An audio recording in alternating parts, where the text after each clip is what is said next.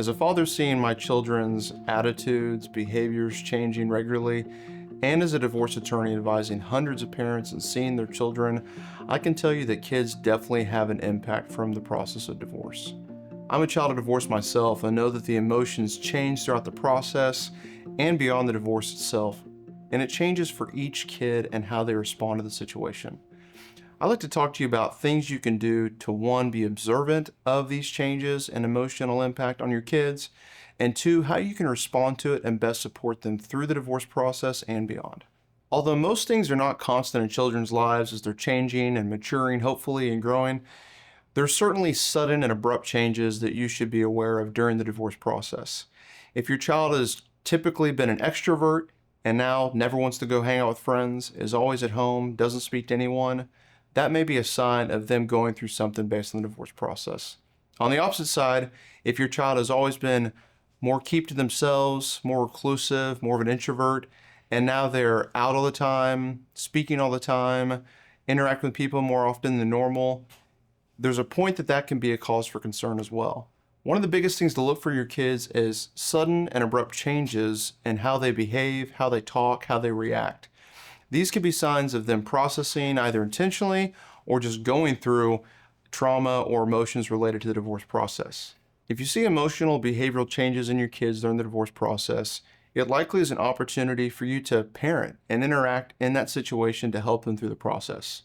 Now, parents are not always the best people positioned to deal with certain issues that their kids are going through, but you can definitely be a resource for them, whether it's connecting them to a school counselor, a counselor or mentor in church or some other community activity, connecting with coaches, teachers, letting them know about what your kid is going through. So if they're having issues at practice or at team games or during school, those leadership people in your child's life know that there's a reason. They're not just acting out for no good reason. Some kids never choose to go through counseling or don't need it, but some do and will never speak up. It's important that you make sure that you create a safe space for your child to deal with the emotions that they are facing and recognize that those emotions will change for them as they go through the process of divorce and the time frame afterwards. Remember, keep an open ear, keep an open mind, and keep an open heart for your children, and try and find resources that help them go through this difficult time. One of the common questions that we get asked is, how much should I tell my kids about the divorce and when? Children are more observant than we give them credit for. They likely have seen the issues that you and your spouse are going through earlier than you believe. If a decision has been made that you and your spouse are going to go through the divorce process, that in most circumstances is the right time to tell your child about the fact that you're going through divorce.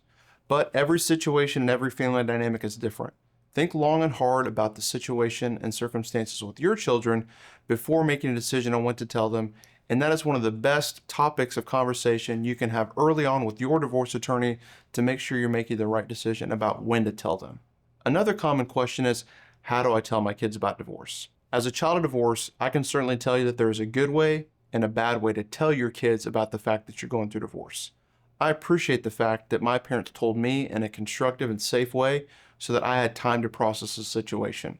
If possible, avoid telling your kids about the divorce immediately before an important event in their life. You shouldn't tell them the day before a big game or a big test or something important to them. Try and find a time that they will have the opportunity to process those emotions and that fact, at least for a couple of days before a major event in their year or in their life. If possible, and it's safe to do so, I would encourage you to sit down with both parents and the child so that there's an opportunity for a candid conversation with everyone present. Now, in many circumstances, that's not possible or not safe, and I would encourage you to avoid it if you don't feel like it's the appropriate environment for your situation. This is another important area to speak with your divorce attorney about. We have worked with hundreds of families on how to let their child know about the fact that they're going to be going through the divorce process, and we can help you and your family identify the best course of action to tell your child so you can reduce the likelihood of this being a traumatic experience for them and help them be set up to begin the process of grieving about the divorce process. Research, my personal experiences as a child of divorce, and the courts all advocate for supporting the process of the child having a good relationship with both parents. You may no longer be in love with your spouse.